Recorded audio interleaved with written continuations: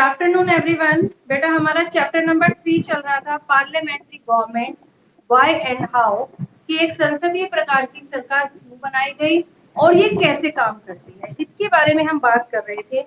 और कल हमने मतलब जाना कि पार्लियामेंट क्या होता है। पार्लियामेंट क्या है? पार्लियामेंट के अंदर हमारे कॉन्स्टिट्यूशन ने जो हमें पार्लियामेंट प्रोवाइड कराया उसके अंदर क्या क्या शामिल है? President and the two houses. Name the two houses, anyone? कोई बताएगा उन दो हाउसेस के नेम क्या है? बताइए। लोकसभा और राज्यसभा। लोकसभा को हम लोअर हाउस और राज्यसभा को हम अपर हाउस कहते हैं। और हमारे करंट प्रेसिडेंट का क्या नाम है जो इस वक्त वर्तमान में हमारे प्रेसिडेंट है? मिस्टर रामनाथ कोविंद। ठीक है, अब हम बात करते हैं आज लोकसभा के बारे में। इसके बारे में बात करेंगे हम, द लोकसभा। लोकसभा ये बेटा आपका लोअर हाउस है। टू हाउसेस में से ये आपका सेकंड हाउस है पार्लियामेंट का। और ये वो हाउस है जिसमें हमारे द्वारा चुने हुए लोग मेंबर्स होते हैं। इसके मेंबर कौन है? जिन्हें हमने चुना। टोटल सदस्य लोकसभा में हो सकते हैं 552। टोटल सदस्य हो सकते हैं, लेकिन अभी एट प्रेजेंट है टोटल 545। 545 है। 552 तक इनकी संख्या हो सकती है, लेकिन फिलहाल अभी 545 है। तो इन 545 में से 530 स्टूडेंट 30 मेंबर्स ऐसे हैं जो हमारे स्टेट और यूनियन टेरिटरी से इलेक्ट होकर आते हैं।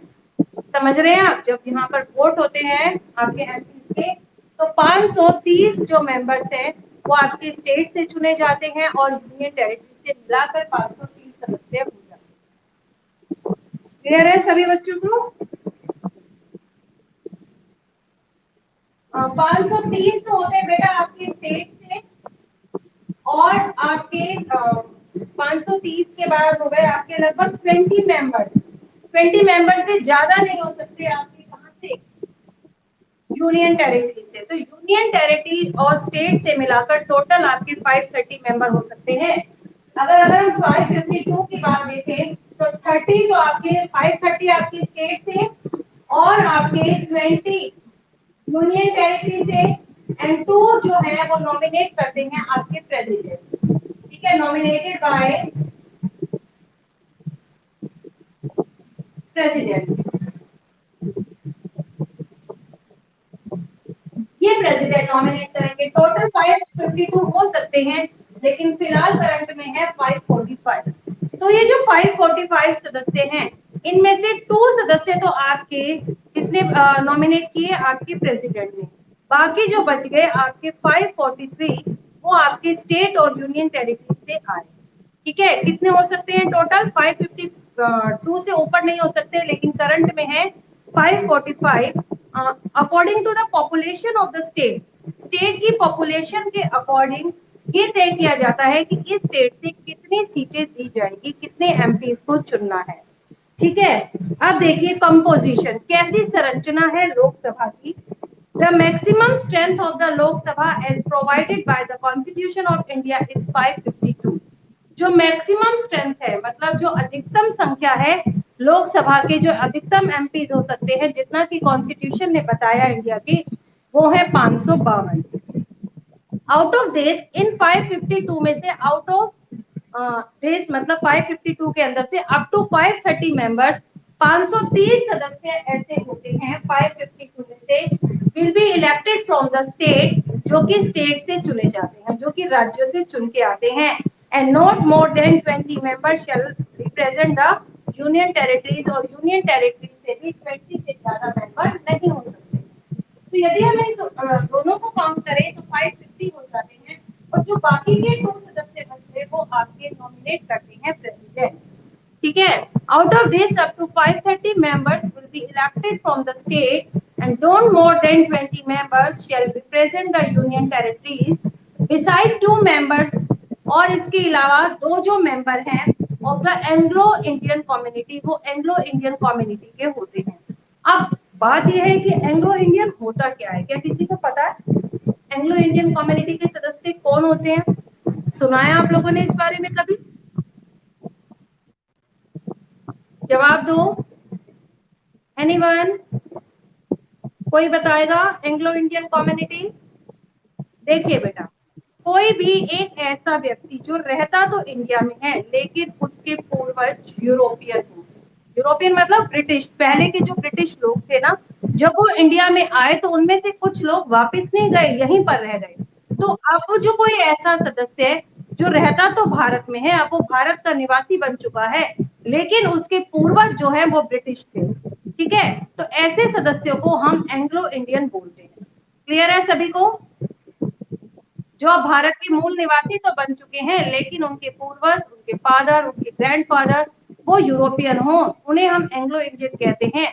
तो उन सदस्यों में से ऐसे दो सदस्यों को आपके प्रेसिडेंट नॉमिनेट करते हैं, उसका इलेक्शन नहीं होता। प्रेसिडेंट अपनी मर्जी से उन्हें नॉमिनेट करते हैं। तो कह रहे 2 members of the Anglo-Indian community may be nominated by the president to the लोक सभा। उनमें से 2 एंग्लो इंडियन सदस्यों को प्रेसिडेंट के द्वारा लोकसभा में नॉमिनेट किया जाता है।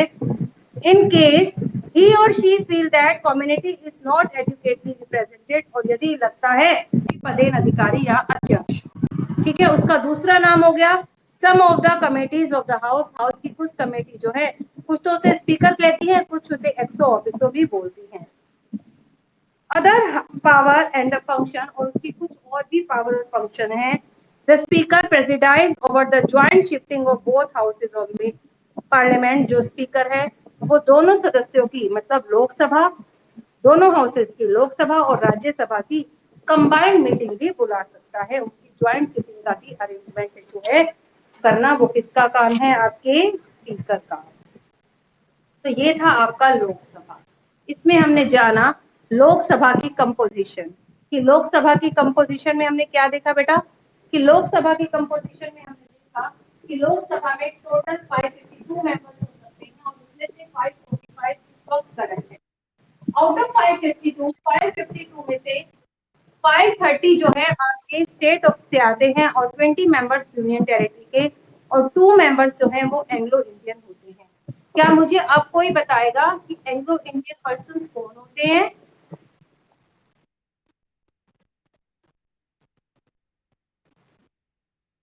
कोई बच्चा बताएगा एंग्लो इंडियन कौन होते हैं?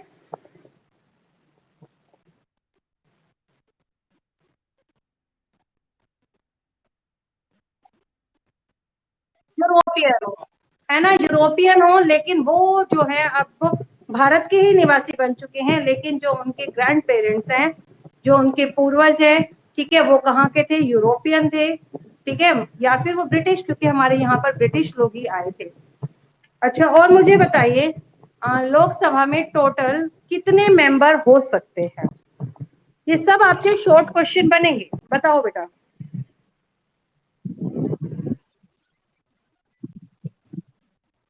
552 टोटल मेंबर्स हो सकते हैं, और उसमें से अभी करंट में कितने हैं? 545। ठीक है, आउट ऑफ 552 में से कितने सदस्य आपके स्टेट से आते हैं? हाँ हाँ, 545 तो करंट में है। राज्यों से चुनकर अगर हम 552 की संख्या देखें तो उसमें से कितने सदस्य आपके राज्यों से चुनकर आते हैं?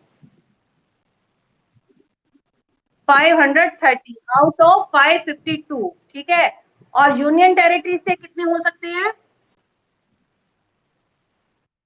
20 हो सकते हैं, और 2 हो गए आपके एंग्लो इंडियन, तो टोटल हो गए 552। लेकिन अभी एट प्रेजेंट हमारे पास 545 है, जिसमें 2 एंग्लो भी आपके इंक्लूड है, मतलब हमारे स्टेट और यूनियन टेरिटरी से मिलाकर टोटल 543 है और 2 एंग्लो हैं। अब जो एंग्लो इंडियन पर्सन होते हैं उनको कौन उनको नियुक्त करता है? कौन इलेक्ट करता है उसे? प्रेसिडेंट करता है। ठीक है, प्रेसिडेंट अपनी मर्जी से उन्हें इलेक्ट कर सकता है। चलिए, और मुझे बताइए लोकसभा का सदस्य होने के लिए क्या क्या क्वालिफिकेशन होनी चाहिए? Qualification, he must be the citizen of India, वो इंडिया का सिटीजन होना चाहिए। His age is not less than the 25 year, उसकी एज 25 ईयर से कम नहीं होनी चाहिए। अनसाउंड माइंड नहीं होना चाहिए वो, ठीक है, पागल नहीं होना चाहिए, बैंक करप्ट नहीं होना चाहिए, और बताइए, यही सब है। और इसके अलावा कोई केस उस पर नहीं चल रहा हो, कानून ने हमें ये भी एक प्रावधान दिया है, वो व्यक्ति जो है एम एमएलए के चुनाव, एमपी के चुनाव नहीं लड़ सकता है जिसकी एज 25 से कम हो, भारत का नागरिक भी ना हो। इनमें से अगर कोई भी एक योग्यता में वो डिस्क्वालीफाई हो गया तो वो इस चुनाव को नहीं लड़ सकता। ठीक है, अब मुझे बताइए अपोजिशन पार्टी का क्या मीनिंग है? Opposition party,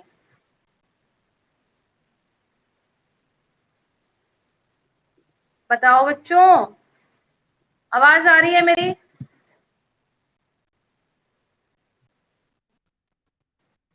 opposition party, what do you understand by opposition party? हाँ,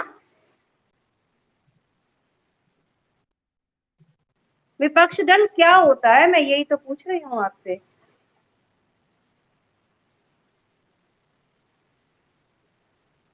बताइए।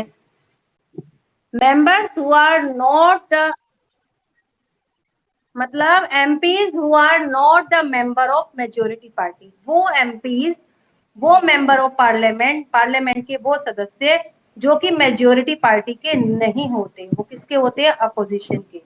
मेजोरिटी पार्टी में कौन आते हैं? जिनकी गवर्नमेंट होती है। मींस अगर बहुत सारे राज्यों से लोग चुनकर आए, ठीक है, टोटल 5, आपने देखा टोटल 543 सदस्य चुनकर आए स्टेट और यूनियन टेरिटरी से। अब इसका देखा जाएगा, आधे से एक अधिक मेंबर जिस पार्टी का होगा वही पार्टी गवर्नमेंट बनाएगी, और जिस पार्टी के सदस्य आधे से ज्यादा हो गए, चाहे वो एक ही ज्यादा क्यों ना हो, तो वो पार्टी मेजोरिटी पार्टी में हो गई। और जो बाकी बच गई, बाकी सभी पार्टियां उसके अंदर आ जाएंगी, बचे हुए मेंबर्स में, वो हो जाएंगी अपोजिशन पार्टी के सदस्य। मतलब members who are, sorry, MPs who are not the member of majority party, वो MPs, वो member of the parliament जो कि मेजोरिटी पार्टी के सदस्य नहीं होते, वो अपोजिशन के होते हैं।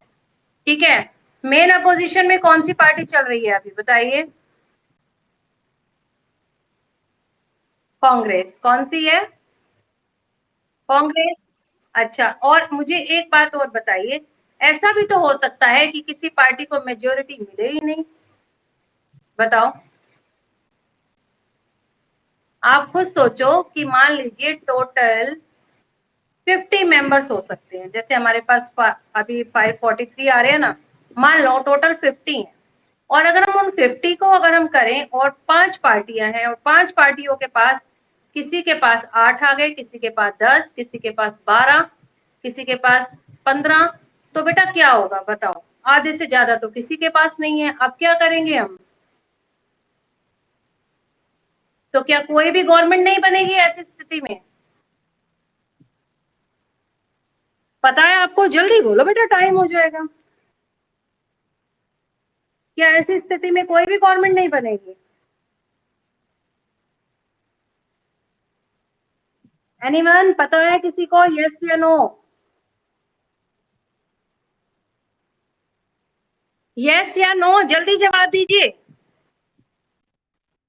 बेटा गवर्नमेंट तो बनेगी, लेकिन वो गवर्नमेंट जो है पूर्ण रूप से मेजोरिटी में नहीं है, तो उसे कोई पार्टी सहयोग करेगी, कोलाइशन की गवर्नमेंट बनेगी, गठबंधन की सरकार कहते हैं। जैसे अभी हमारी स्टेट लेजिस्लेटिव असेंबली के जब इलेक्शन हुए, तो हमारे बीजेपी के मेंबर सबसे ज्यादा थे, लेकिन वो आधे से एक ज्यादा नहीं था। अभी उसमें कुछ सदस्यों की कमी थी, तो ऐसे में दुष्यंत चौटाला की जो पार्टी थी, उन्होंने हमारी बीजेपी को सपोर्ट किया, और उन्होंने अपने मेंबर भी बीजेपी में ऐड कर दिए, जिस कारण बीजेपी के मेंबर आधे से ज्यादा हो गए। मतलब दो पार्टी ने मिलकर सरकार बनाई। ऐसी गवर्नमेंट को हम बोलते हैं कोलाइशन की गवर्नमेंट या गठबंधन की सरकार, जिसमें जब एक पार्टी मेजोरिटी को प्राप्त नहीं करती, तब दो पार्टी या दो से ज्यादा पार्टी मिलकर एक साथ गवर्नमेंट को बनाती है। Clear to everyone? क्या कह रहे हो? हाँ, नोटबुक देखूंगी बेटा, अभी पूरी हो जाने दो, अभी सेकंड चैप्टर की करवा। और एक बात और बताओ, करंट स्पीकर कौन है आपका लोकसभा का? क्या नाम बताया मैंने लोकसभा के स्पीकर का? ओम बिरला। क्या नाम है? ओम बिरला। जल्दी बोलो, क्या नाम है बच्चों? ओम बिरला। बिरला, BIRLA। ठीक है, ये ओम बिरला हैं आपके स्पीकर, किसके? लोकसभा के। कहाँ के रहने वाले हैं ये? राजस्थान में कोटा से हैं। ठीक है, अब बताओ मेरे को, यहाँ पर सबने नोट